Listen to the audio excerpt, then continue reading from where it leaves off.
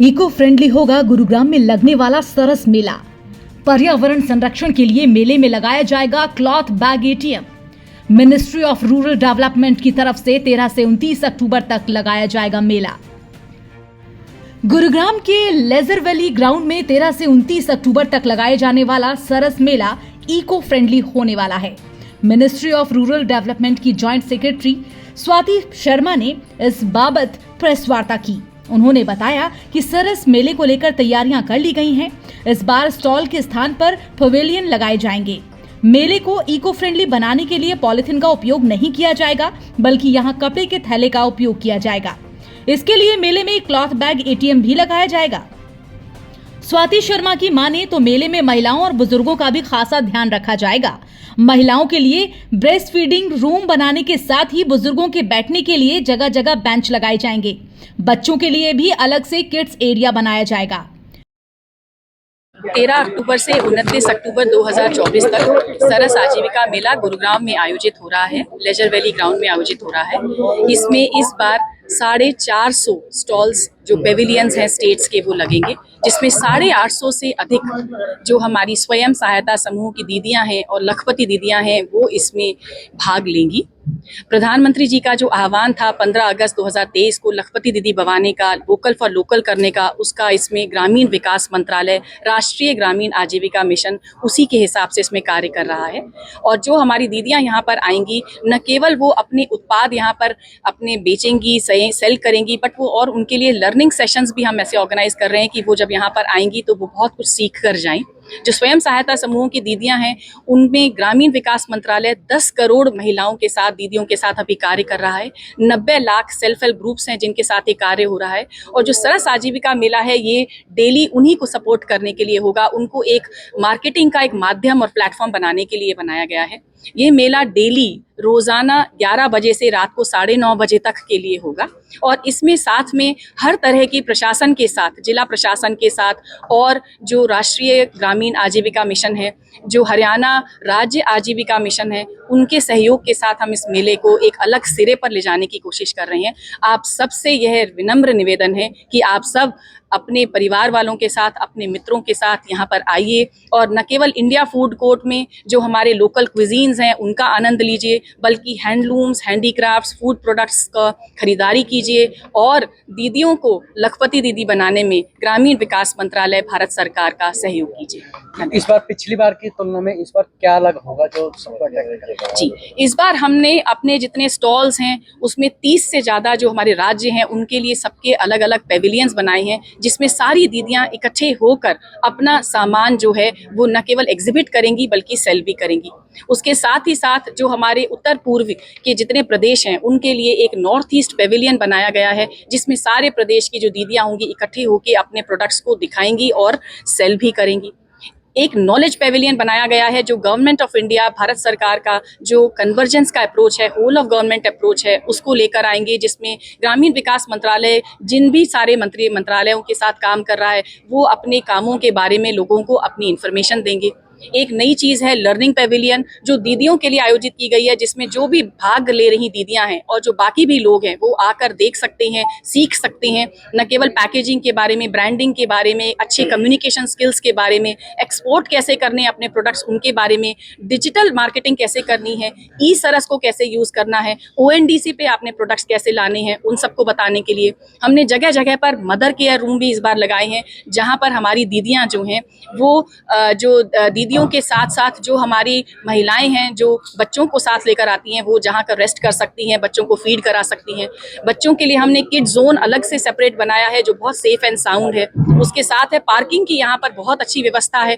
Traffic जो है उसको बहुत अच्छे से देखा गया है। पुलिस बूथ जगह जगह लगाया गया है। एक CCTV camera and control room बहुत अच्छा है, जिससे जब लोग यहाँ पर आएँ तो वो बिल्कुल आश्वस्त होकर आएँ कि न केवल वो बिल्कुल सिक्योर रहेंगे बल्कि जो आसपास वाले हैं वो भी सब एक दूसरे के साथ आराम से इस पूरे आयोजन का आनंद ले सकें। सो इको फ्रेंडली बनाने के लिए ग्रामीण विकास मंत्रालय भारत सरकार ने इस बार गुरुग्राम प्रशासन के साथ मिलकर ही बहुत सारी ऐसी नई चीज़ें डालने की कोशिश की हैं जो पहले से थोड़ी उम्दा होंगी। हर बार हम इको फ्रेंडली बनाते हैं, इस बार हमने एक नया आयाम डाला है कि यहाँ पे इसको प्लास्टिक फ्री कर दिया जाए और इसलिए सारी दीदियाँ या तो क्लॉथ बैग लोगों को देंगी या फिर हमने एक काउंटर ऐसा बनाया है जहाँ पर लोग जाकर अपने क्लॉथ के बैग्स, कपड़ों के बैग्स, कैरी बैग्स कर ले सकते हैं। साथ ही गुरुग्राम प्रशासन की तरफ से हमें एक बहुत अच्छा सपोर्ट मिल रहा है, जो म्युनिसिपल कॉर्पोरेशन है उनकी तरफ से है कि वो कैरी बैग एटीएम्स लगवा रहे हैं, जहाँ पर आप जाकर जैसे आप वाटर एटीएम्स लेते हैं वैसे ही अपने क्लॉथ बैग्स वहां से लीजिए और जो पर्यावरण है उसको भी साफ सुथरा और गंदगी संपूर्ण रखने की, उसको खत्म करने की कोशिश करें। नहीं, इसमें एक्चुअली 30 से अधिक हमारे राज्य और जो केंद्र शासित प्रदेश हैं उनकी जो हमारी सेल्फ हेल्प ग्रुप की दीदियां हैं, 10 करोड़ से अधिक दीदियों में से कुछ दीदियां हमारी यहाँ पर आई हैं, जो 90% तो हमारी ऐसी हैं जो लखपति दीदी हैं और बाकी दीदियां हैं जो पहली बार किसी भी मेले में आ रही हैं। अंतर्राष्ट्रीय स्तर पे नहीं है क्योंकि ग्रामीण विकास मंत्रालय, नेशनल रूरल लाइवलीहुड मिशन जब राज्य ग्रामीण आजीविका मिशनों के साथ काम करता है तो उन्हीं दीदियों के लिए ये आयोजन किया गया है। तो ये केवल हमारी जो भारत की दीदियां हैं, 10 करोड़ दीदियां हैं, उनको एक मार्केटिंग प्लेटफॉर्म देने के लिए एक आयोजन किया गया है, वोकल फॉर लोकल करने के लिए किया गया है। और हमारी आशा है कि न केवल गुरुग्राम वासी बल्कि पूरे हरियाणा वासी और जितने दिल्ली के और आसपास के प्रदेश के लोग यहाँ पर आएंगे, इसका आयोजन का आनंद लेंगे और जो कल्चरल एक्टिविटीज डेली होंगी उनका लेंगे, इंडिया फूड कोर्ट को एंजॉय करेंगे और जो हमारी दीदियां हैं उनको लखपति दीदी बनने में सहयोग करेंगे। उसका हम सब आप लोगों से विनम्र प्रार्थना करते हैं। स्वाति शर्मा की माने तो इस मेले में देश भर के अलग अलग राज्यों से करीब 400 महिलाएं भाग लेंगी। वहीं जिला उपायुक्त निशांत यादव ने बताया कि मेले को सफल बनाने के लिए जिला प्रशासन ने संबंधित विभागों के साथ साथ RWA पदाधिकारियों की भी ड्यूटी लगा दी है। जी, गुरुग्राम के सभी लोगों से मैं रिक्वेस्ट करूंगा, ये अपने आप में एक बहुत ही बड़े स्केल पे और बहुत अलग तरह का मेला होने जा रहा है, क्योंकि इसमें देश भर की जो हमारी महिलाएं हैं, दीदियां हैं, वो अपने प्रोडक्ट्स लेकर के आएंगी। एक बहुत बड़ा फूड कोर्ट यहाँ पे होगा, एक तरीके से पूरी की पूरी फैमिली वहाँ पे जा सकती है, एंजॉय भी कर सकती है और बहुत सारे ऐसे आइटम्स परचेज करने को, खरीदने को, देखने को मिलेंगे जो वैसे नॉर्मल शॉपिंग कॉम्प्लेक्सेस में या मॉल्स में फैमिलीज़ को, लोगों को नहीं मिल पाते या देख पाते। तो मैं सब लोगों से आग्रह करूंगा कि ज़रूर अपनी परिवार के साथ 13 तारीख से 29 तारीख के बीच में जो मेला होने जा रहा है उसमें जाएं। और प्रशासन की तरफ से हमने भारत सरकार का जो रूरल डेवलपमेंट मिनिस्ट्री है उनके साथ पूरा हम सहयोग कर रहे हैं। उसमें हमने दीदियों की मदद के लिए कुछ कॉलेज से वॉलंटियर्स भी लगाए हैं ताकि वो भी इस स्कीम को, लखपति दीदी किस प्रकार से वो काम करती हैं, किन मुश्किल परिस्थितियों में काम करके अपने प्रोडक्ट्स बनाती हैं और उनको सेल करती हैं, वो चीज़, वो जो उनकी जर्नी है, उनकी जो यात्रा है, उसको समझें और उससे मोटिवेशन लें। इसके अलावा हमने जितने भी हमारे सिविक डिपार्टमेंट्स हैं, चाहे वो नगर निगम हो, HSVP हो, इवन जो पुलिस डिपार्टमेंट है, उन सब से हमने इसके आयोजन में सहयोग लिया है। और मैं रूरल डेवलपमेंट मिनिस्ट्री का, भारत सरकार का शुक्रगुजार हूँ कि उन्होंने गुरुग्राम को इस जगह के, इस आयोजन के लिए चुना। पीछे के वर्षों में भी जब ये आयोजन होता था तो हमने देखा है कि बहुत अच्छा रेस्पॉन्स गुरुग्राम के लोगों ने, इनफैक्ट आसपास के सभी डिस्ट्रिक्ट से लोग यहाँ पे आए और वो हमें मिला। इस बार हम और भी ज़्यादा आशान्वित हैं क्योंकि और ज़्यादा बड़े स्केल पे ये आयोजन हो रहा है और बहुत सारी नई चीज़ें इंट्रोड्यूस की गई हैं। तो मेरा मानना है कि और भी बड़ी संख्या में लोग यहाँ पे देखने के लिए आएंगे। निशांत सर, एक बड़ा सवाल ये खड़ा होता है कि कई सारी जब लाखों की भीड़ एक जगह इकट्ठा हो जाती है तो मैनेज करने में बड़ी दिक्कतें होती हैं, तो उसको लेकर के गुरुग्राम जिला प्रशासन की तरफ से क्या कुछ लोगों को जो है सेफ्टी जोन जो है मिल पाएंगे और वो आराम से आकर के यहाँ पर इसको मेले को जो है एंजॉय कर पाएंगे, उसके बारे में? जरूर, देखिए इसके 2-3 एस्पेक्ट्स हैं। एक तो जो मेला है वो लेजर वैली पार्क सेक्टर 29 में है। हम सभी जानते हैं कि बहुत अच्छी तरीके से वो पब्लिक ट्रांसपोर्ट से भी कनेक्टेड है, तो ज़रूरी नहीं कि लोग अपनी प्राइवेट व्हीकल्स में ही आएँ। अगर वो पब्लिक ट्रांसपोर्ट यूज़ करते हैं, चाहे वो मेट्रो है, चाहे वो सिटी बस है, तो उससे भी बहुत आराम से वो वेन्यू तक पहुंच सकते हैं। उसके अलावा हमने काफ़ी बड़ी मात्रा में कई एकड़्स ऑफ लैंड आइडेंटिफाई की है पार्किंग के लिए, और हम लगभग 5 से 7 हज़ार व्हीकल्स की पार्किंग का प्रबंध भी करेंगे। DCP ट्रैफिक से भी हमारी मीटिंग हो गई है और ट्रैफिक पुलिस के बड़ी संख्या में जवान वहाँ पे मौजूद रहेंगे ताकि पार्किंग में लोगों को किसी प्रकार की परेशानी ना आए। जो मेला कैंपस है उसके अंदर सिक्योरिटी भी बहुत अच्छे से रहेगी, डेडिकेटेड एक पुलिस पोस्ट वहाँ पे बनाई जाएगी।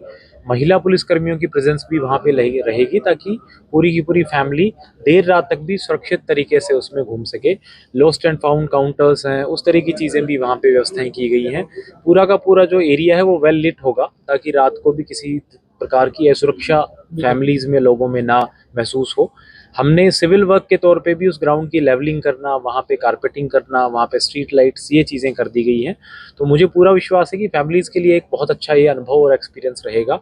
और ना केवल मेले को घूमना या वहाँ पे शॉपिंग करना, बट उसके जो और बाकी पार्ट्स भी हैं, चाहे वो फूड कोर्ट है, चाहे कल्चरल इवेंट्स हैं जो इवनिंग्स में वहाँ पे होंगे, तो एक तरीके से फुल पैकेज है फैमिलीज़ के लिए। और सबसे इम्पोर्टेंट बात ये है कि बच्चों को, विशेषकर परिवारों में, ये उनके जो हमारा जो रिच कल्चरल हेरिटेज है उससे कनेक्ट करता है।